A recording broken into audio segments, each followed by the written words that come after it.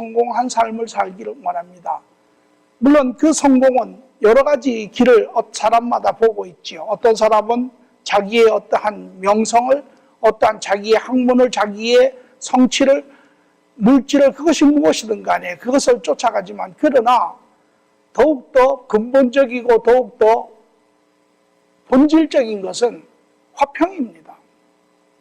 그러므로 우리는 능히 이렇게 이야기할 수 있습니다. 우리의 삶의 성공의 가장 키는 화평이다 라고 이야기를 합니다.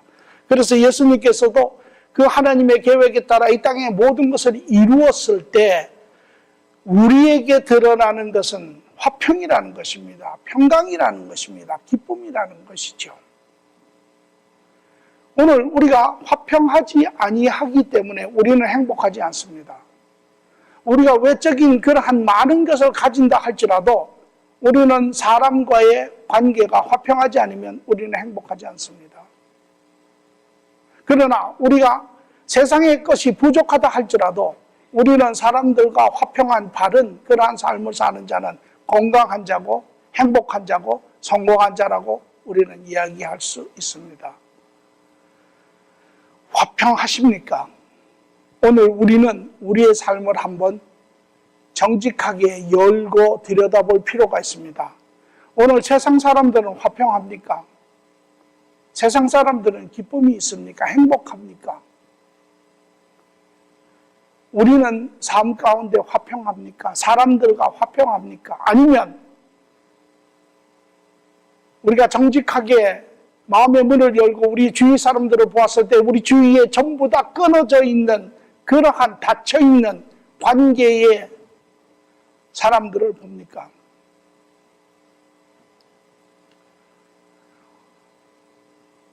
오늘 이것이 하나님께서 우리 모든 은혜 가운데 예수 그리스도로 말미암아 은혜 안에 삶을 사는 자들에게 하나님이 바라시는 것이죠. 예수로 인해 우리 모두가 세상에서 화평을 누리며 하나님께 감사와 영광을 드리는 그러한 삶.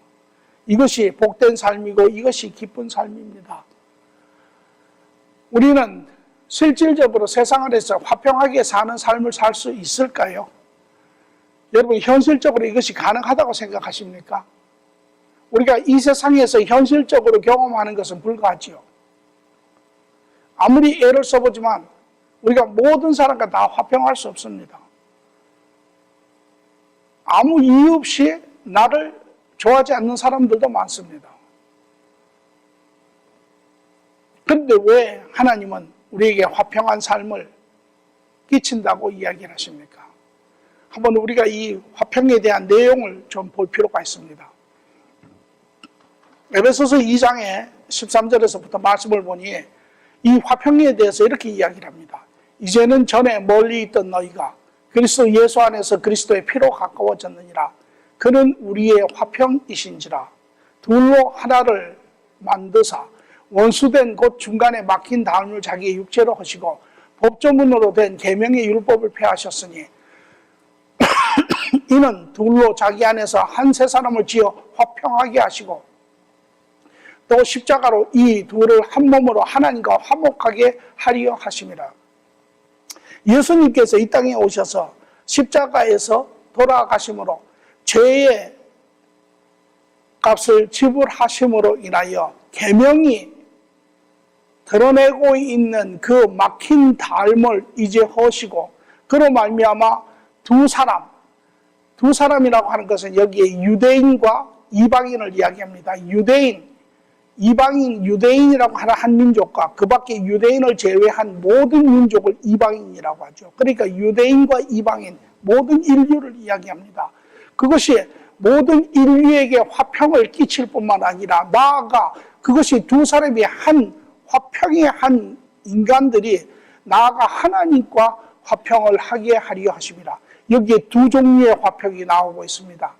그래서 우리가 온전한 화평으로 행복한 삶을 누리는 사람은 두 화평이 이루어질 때를 이야기합니다. 첫 번째 것은 하나님과의 화평입니다. 여러분은 하나님과 화평하십니까? 아니면 성경이 우리에게 이야기하는 것처럼 하나님의 진노 가운데 계십니까? 우리가 어떻게 하나님과 내가 화평한 줄 알 수 있습니까? 알 수 있습니다.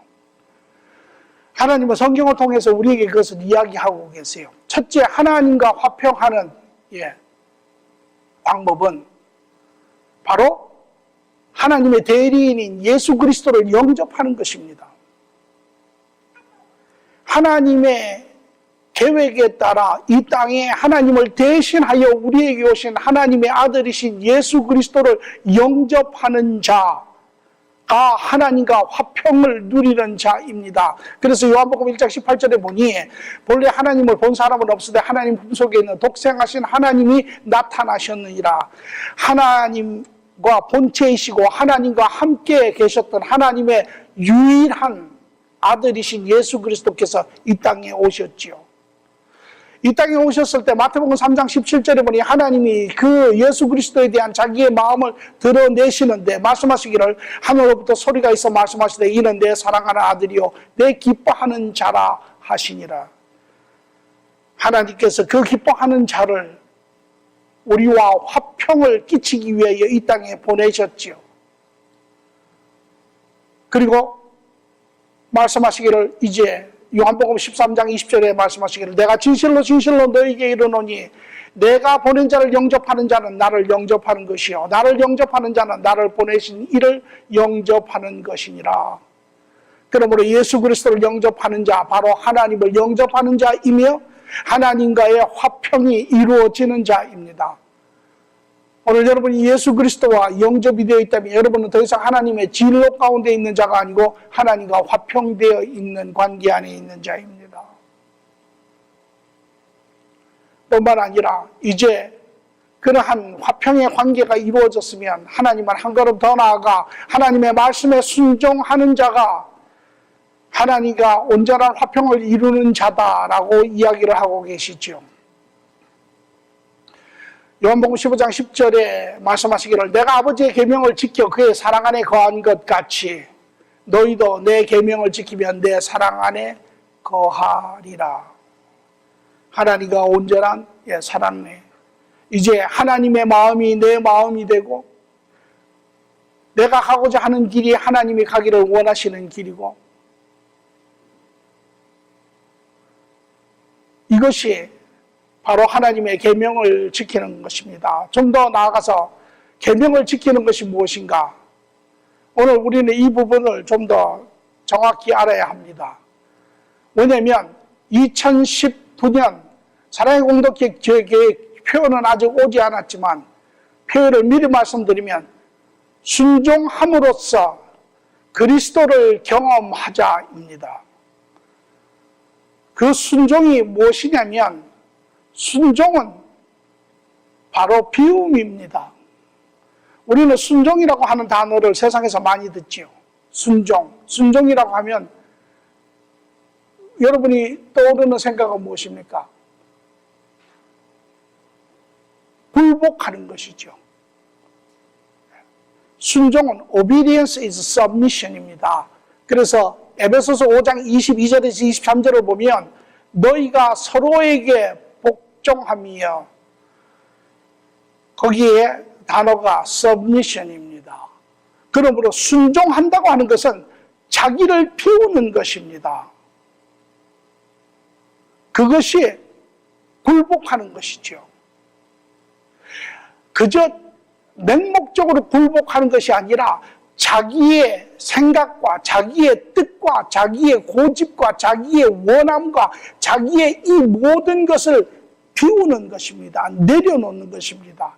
다시 말하면 서미션이라는 것은 무릎을 꿇는 것입니다. 그래서 예수님 앞에 내 생각을 굴복시키는 것이 그것이 순종입니다. 그래서 고린도후서 10장 4절에서 5절에 이것을 이렇게 이야기합니다. 우리의 싸우는 무기는 육신에 속한 것이 아니요 오직 어떠한 견고한 진도 무너뜨리는 하나님의 능력이라. 모든 이론을 무너뜨리며 하나님을 아는 것을 대적하여 높아진 것을 다 무너뜨리고 모든 생각을 사로잡아 그리스도에게 복종하게 하니 이것이 바로 순종이고 이것이 비움이고 이것이 그리스도 앞에 무릎을 꿇는 것입니다. 오늘 우리는 이 순종이라고 하는 단어를 수도 없이 들었죠. 그러나 오늘 우리 스스로에게 물어봐야 합니다. 우리는 과연 얼마나 많이 그리스도 앞에 내가 굴복하였습니까? 오늘 우리는 삶을 살면서 내 생각과 하나님의 생각이 상반될 때가 많습니다. 내 원함과 하나님의 원함이 다를 때가 많습니다. 그럴 때 우리는 얼마나 내 것을 비우고 내 것을 그리스도 앞에 굴복시키고 우리는 그리스도를 쫓아갔습니까? 오늘 우리는 스스로를 가르쳐 하나님 앞에 순종하는 자다라고 이야기할 수 있습니까? 이것이 순종입니다.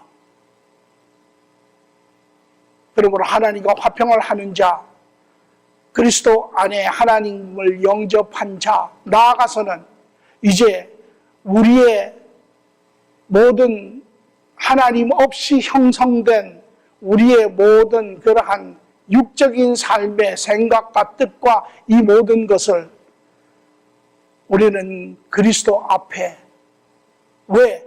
그리스도는 온전하신 분이기 때문에, 그는 실수가 없으신 분이기 때문에, 그는 완전한 의의 하나님이시기 때문에.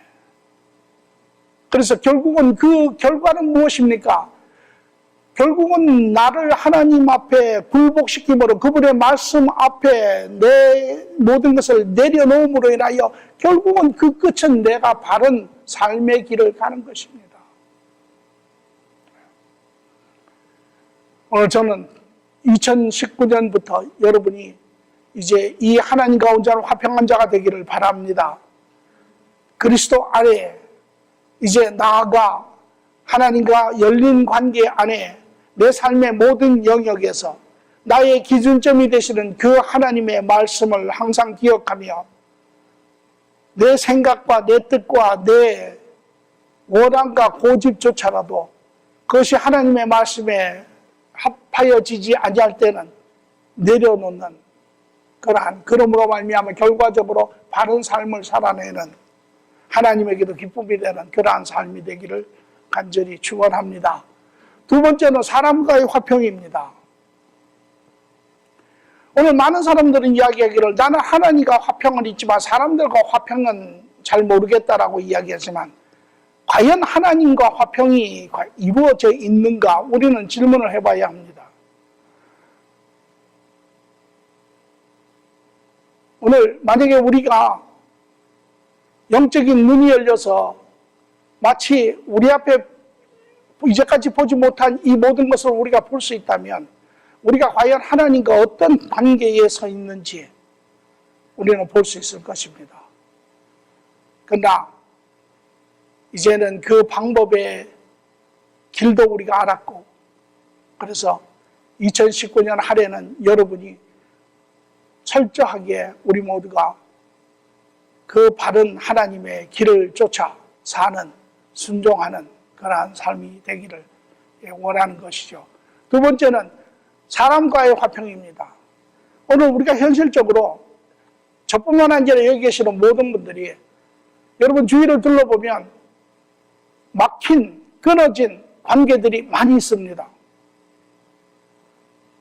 우리는 애써 그런 관계들을 보려고 하지 않죠. 그리고 합리적으로 스스로에게 이야기하기를 저 사람이 잘못한 것이니까 우리는 그렇게 이야기를 합니다. 그러나 실상은 그 막힌 관계로 인하여 고통을 받는 사람은 자신입니다. 우리가 인정하든 인정하지 아니하든 우리는 이제 이 부분을 우리는 직시하고 우리는 사람들 사이에 화평을 이루어내야 합니다. 왜? 이것이 바로 예수 그리스도께서 이 땅에 오셔서 스스로 목숨까지 내어주신 일이기 때문에 그렇습니다. 오늘 우리가 사람들과 화평하지 아니하면 우리는 예수 그리스도의 죽음을 헛되이 하는 사람들이기 때문에 그렇죠. 이것이 왜 화평하라고 하십니까? 저 사람은 나하고 너무 다른데 왜 화평하라고 하십니까? 저 사람은 내가 좋아하지 않는데 왜 화평하라고 하십니까? 화평하면 우리의 심령이, 우리의 마음이 흘러가기 시작하며 우리가 더불어 함께 사는 그러한 기쁨이 배가 되는 삶이 되기 때문에 그렇습니다. 실질적으로 현실에 왜 사람들은 화평하지 못합니까? 그것이 사실입니다. 오늘 우리가 살고 있는 이 세상의, 이 죄된 세상의 특징은 무엇이냐면 깨어짐입니다. 모든 것이 깨어졌습니다. 부부의 관계가 깨어졌고, 부모 자녀의 관계가 깨어졌고, 성도와 성도 사이의 관계가 깨어졌고, 모든 관계가 깨어진 것입니다. 오늘 이것이 우리가 살고 있는 이 세상의 특징을, 본질적인 특징을 이야기하라면 깨어짐입니다.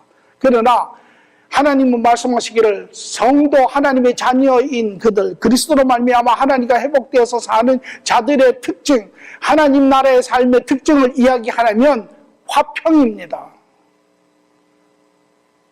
만약에 그렇다면 우리가 우리 스스로가 하나님의 자녀라고, 하나님과 관계가 회복된 자들하고, 하나님 나라에 속한 자라고 우리가 이야기한다면, 그럼에도 불구하고 현실에 우리의 모든 삶에 있어서 관계가 다 깨어진 상태로 산다면 그것은 결코 하나님의 자녀의 삶의 모습이라고 할 수 없습니다.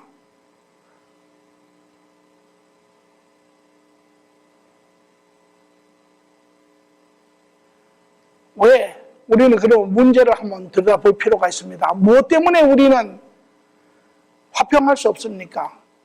우리 인간은요, 차이점이 너무 많습니다. 다 다릅니다. 성격이 다르고, 살아온 삶의 모양이 다르고,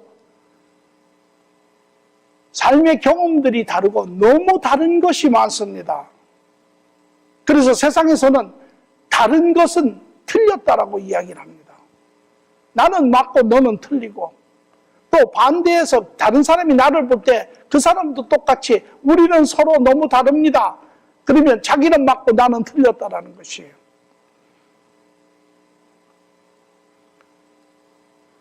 고린도서 12장 17절의 말씀을 보니 만일 온 몸이 눈이면 듣는 곳은 어디며 온 몸이 듣는 곳이면 냄새 맡는 곳은 어디냐.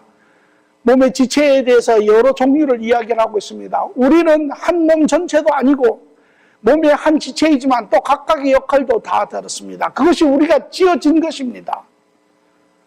그렇기 때문에 우리는 이러한 우리의 제한된 모습들을 있는 그대로 인정하는 것이 중요한 것이죠.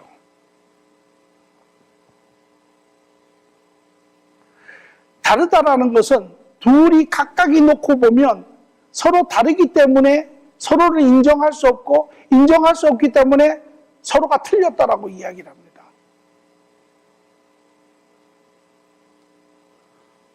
또 두 번째는 우리는 모두 제한성이 있습니다. 우리는 모두 무지합니다. 한치 앞을 볼 수 없습니다. 우리는 서로의 마음을 볼 수 없습니다. 그러니 항상 그 사이에 오해가 있고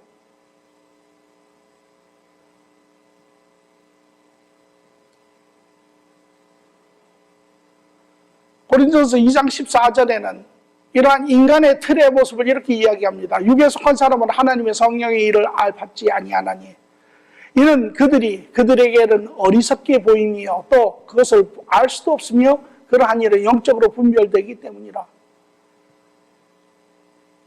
생각의 틀이 미치지 못합니다.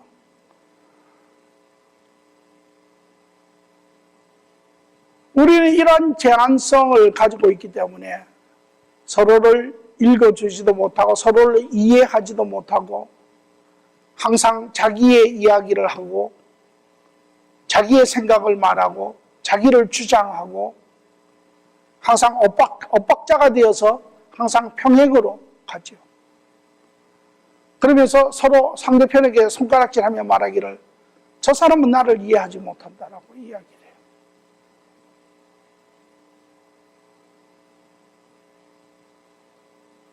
우리는 하나 될 수 없죠. 또 우리의 죄성 때문에 그렇습니다.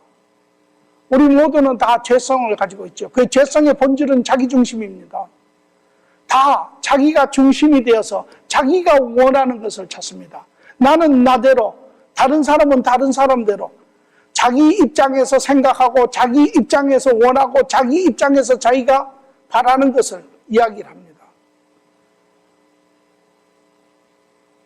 남편은 남편대로, 아내는 아내대로, 자녀는 자녀대로, 성도는 성도대로, 목사는 목사대로 다 다른 이야기를 하는 거죠. 다 자기 이야기를 하는 것입니다. 하나 될 수 없죠. 그래서 로마서 7장 21절에서 23절의 말씀을 보니 그러므로 내가 한 법을 깨닫는데 곧 선을 행하기를 원하는 나에게 악이 함께 있는 것이로다. 내 속사람으로는 하나님의 법을 즐거워하되 마음으로는 내 양심은 내 속사람은 바른 것을 옳은 것을 하기를 원해요. 그런데 문제는 무엇이냐? 내 지체 속에 또 다른 한 법이 내 마음의 법과 싸워 내가 원하는 내 양심에 내 바른 도덕성을 밀어내고 내 지체 속에 있는 죄의 법으로 나를 사로잡는 것을 보는도다. 무엇이 내 안에 있는 죄가 악함이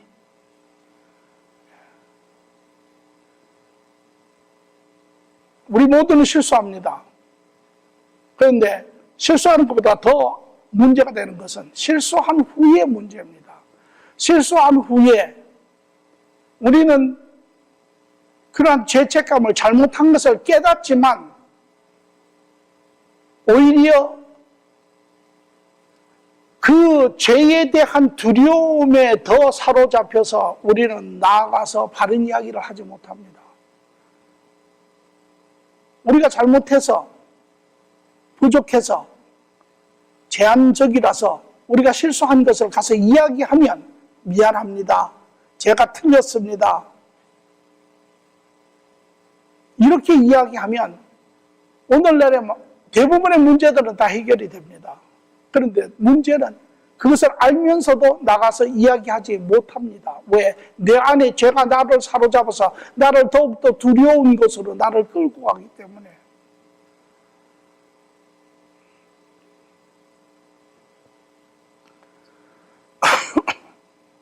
또한 우리 모두는 잘못된 세계관들을 가지고 있습니다. 세상으로부터 배운 그러한 비진리적인 인간이 만들어낸 그러한 인간의 지혜적인 세계관 관점들을 가지고 있죠. 그러니까 바른 길을 갈 수가 없습니다. 마태복음 7장 13절에 두 가지의 관점을 이야기를 하는데 하나는 좁은 문으로 들어가는 것과 하나는 멸망으로 인도하는 문은 크고 그 길이 넓어 그리로 가는 자가 많고 생명으로 인도하는 문은 좁고 길이 협착하여 찾는 자가 적음이라. 좁은 문으로 가는 하나님 나라의 가치관, 관계가 있는가면 넓은 문, 멸망으로 들어가는 세상이 가르쳐주는 세상의 관이 있지요. 그래서 예수님께서는 그 길을 가지 말고 그것을 버리고 하나님이 가르쳐주시는 진리의 바른 길로 가라라고 이야기를 하고 있지요. 이런 것들, 인간의 성격의 차이점, 삶의 차이점, 성품의 차이점 뿐만 아니라 인간이 가지고 있는 제한성, 인간이 가지고 있는 죄성, 또한 세상으로부터 배운 그런 잘못된 세계관들, 이런 모든 것들이 섞여서 인간은 하나 될 수 없습니다. 그렇기 때문에 오늘 이 세상의 가장 문화적인 그런 삶적인 특징이 나누어짐이죠. 너는 너대로, 나는 나대로.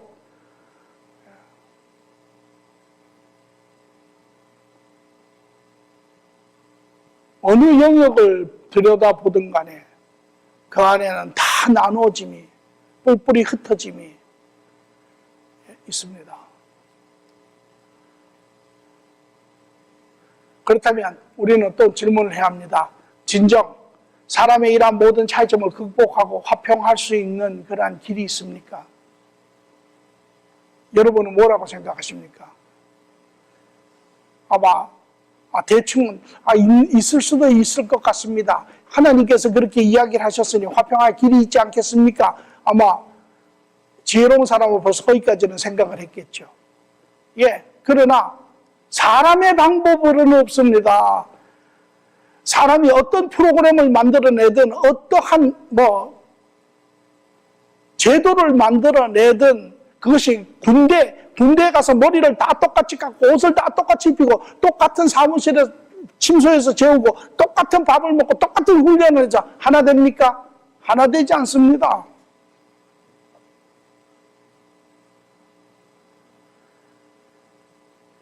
두 사람이 결혼을 해서 인생을 50년을 살면 하나가 됩니까?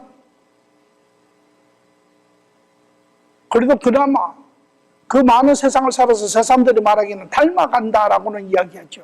닮아가는 것이 하나 되는 것입니까? 하나 되지 않습니다. 세상 안에는 사람이 하나가 될 수 있는 길은 없습니다. 사람의 방법으로는 할 수 없으나 하나님 안에서는 가능합니다. 그래서 에베소서 4장 3절에서 6절은 이렇게 이야기합니다. 평안에 매는 줄로 성령이 하나 되게 하는 것을 힘써 지키라. 몸이 하나여 성령도 한 분이시고 이와 같이 너희를 부르심이 한 소망 안에서 부르심을 받았느니라. 주도 한 분이시요 믿음도 하나여 세례도 하나요 하나님도 한 분이시니 곧 만유의 아버지시니라. 세상보다 큰 인간의 제한성보다도 큰 인간의 죄성도 그 이상의 모든 것도 그보다 크신 하나님이 우리의 삶에 들어오시면 우리는 그 하나님으로 인하여 우리의 모든 차이점과 모든 제한성과 모든 문제까지도 넘어서서 우리는 하나가 될 수가 있습니다. 오늘 이것이 바로 예수 공동체죠.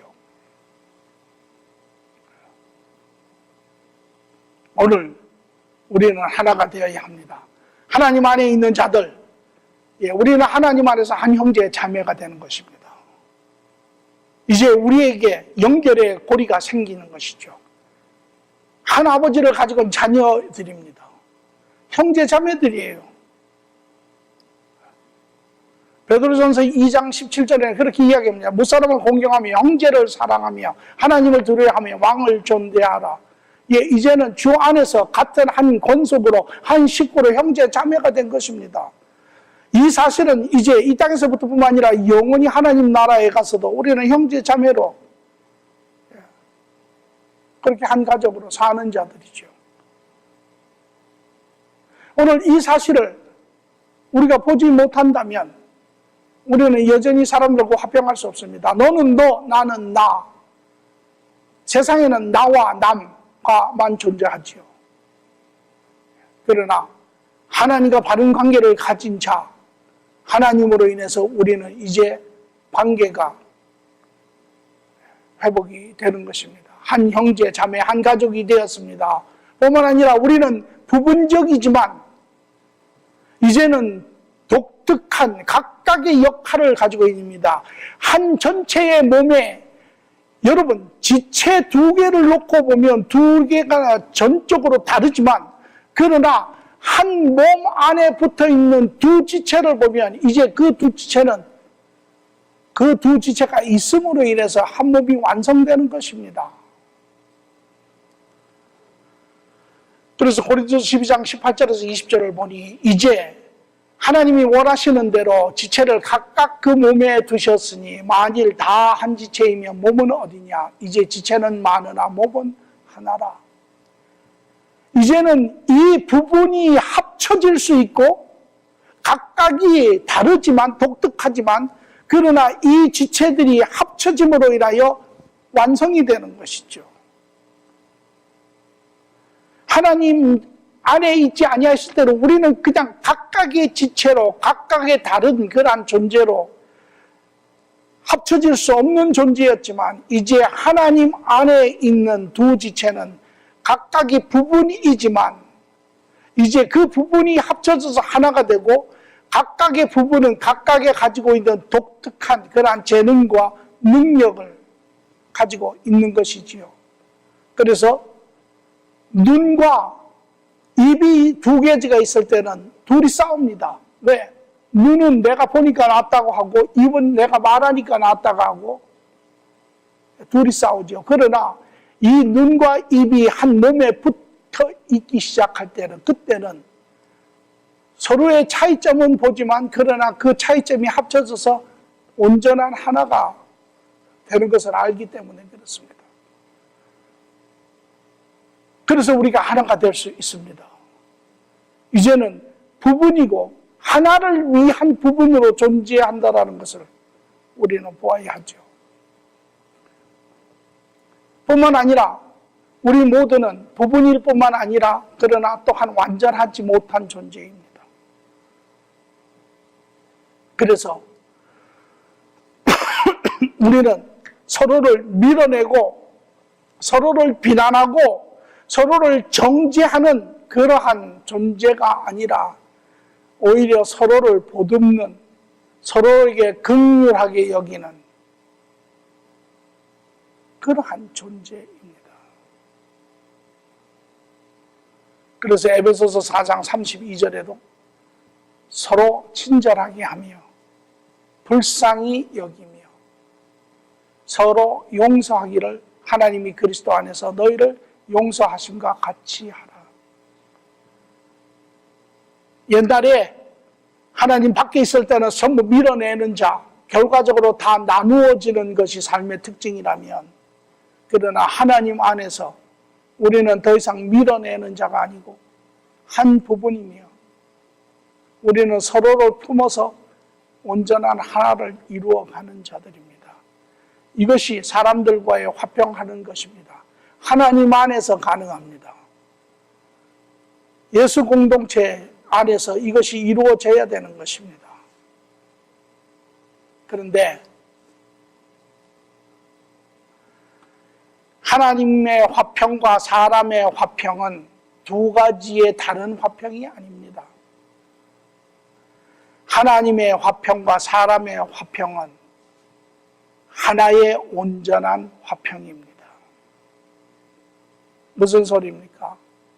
사람들은 하나님과 나는 화평한데 사람들과 문제가 있다라고 이야기를 합니다. 그것은 옳지 않습니다. 그래서 하나님도 이런 말씀을 하십니다. 너희가 형제 자매들을 용서하지 아니하면 나도 너희의 죄를 사하지 아니하리라.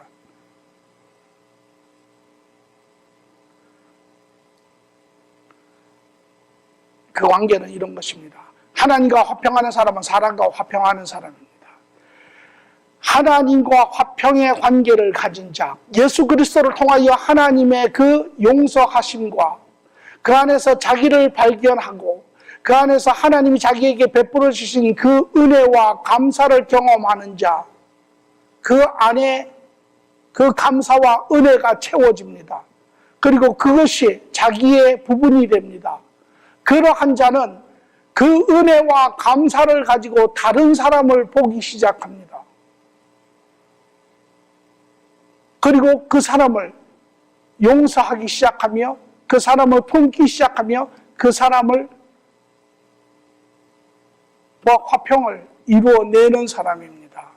그러므로 하나님과 화평한 자는 사람과 화평한 자입니다. 하나님의 화평, 사람의 화평이 다른 것이 아니라 이것은 하나입니다. 반대로 사람과 화평하지 않는 사람은 하나님과 화평하지 않는 사람입니다. 사람을 화평하지 않는 자, 사람에게 긍휼히 느끼고 사람을 품지 못하는 자는 그 안에 하나님의 그 사랑과 하나님의 용서와 하나님의 그 기쁨을 경험하지 못한 자이고, 그것을 경험하지 못한 자는 하나님과 만남이 없는 자입니다.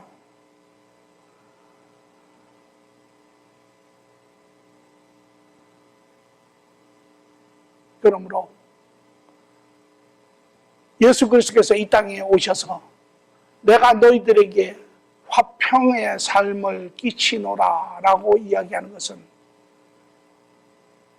그 새삼을 통하여 우리 모두가 이제는 하나님 안에서 우리 형제 자매들을 품을 수 있고 그들의 차이점도 그들에 대한 우리의 자세도 이 모든 것을 하나님 때문에 하나님이 우리와 화평했던 것처럼 우리도 사람들과 화평할 수 있는 자들입니다. 이것이 하나님의 계획이고 이것이 예수 그리스도께서 이 땅에 오셔서 우리에게 끼친 삶의 결과입니다. 또한 이것이 오늘 우리 모두가 살기를 원하는 그러한 삶이죠. 그러므로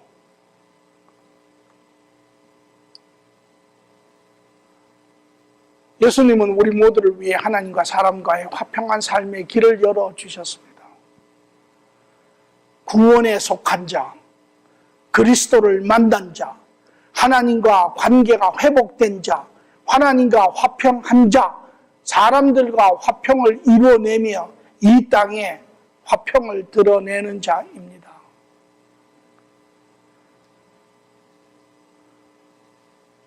여러분, 오늘 이것이 하나님 자녀가 사는 삶이고 이것이 오늘 이 땅에 이루어내는 그러한 자녀들의 표적입니다. 이것이 바로 하나님 나라를 이 땅에 드러내는 자입니다. 그래서 주님은 너희가 이 시대에 화평의 세대라고 이야기를 하고 계시죠.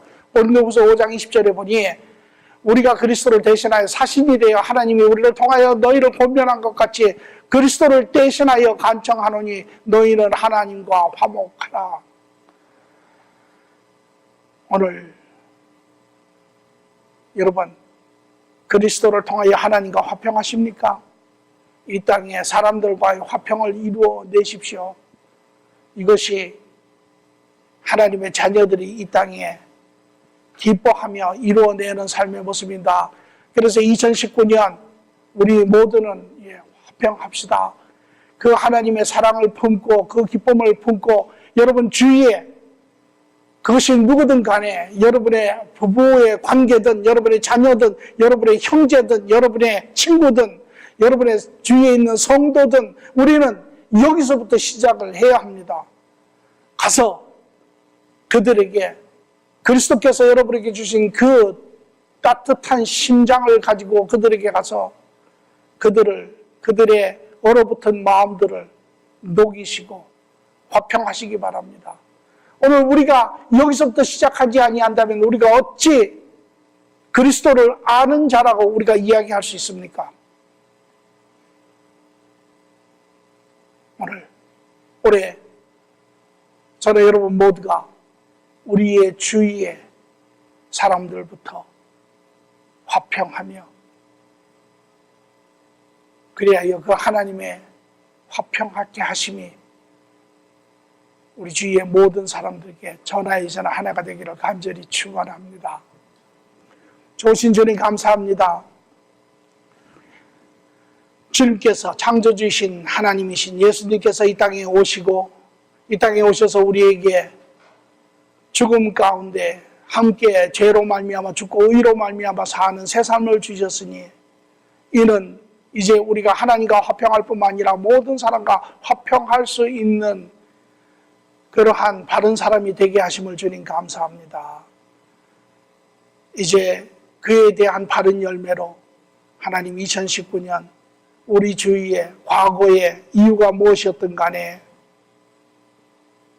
그것이 부부든 가정이든 교회든 그 모든 사람들 하나님 우리의 뜨거운 심장을 주시고 그 뜨거운 심장을 가지고 그들의 얼어붙은 심장을 하나님 녹일 수 있도록 하나님 주관하여 주시옵소서.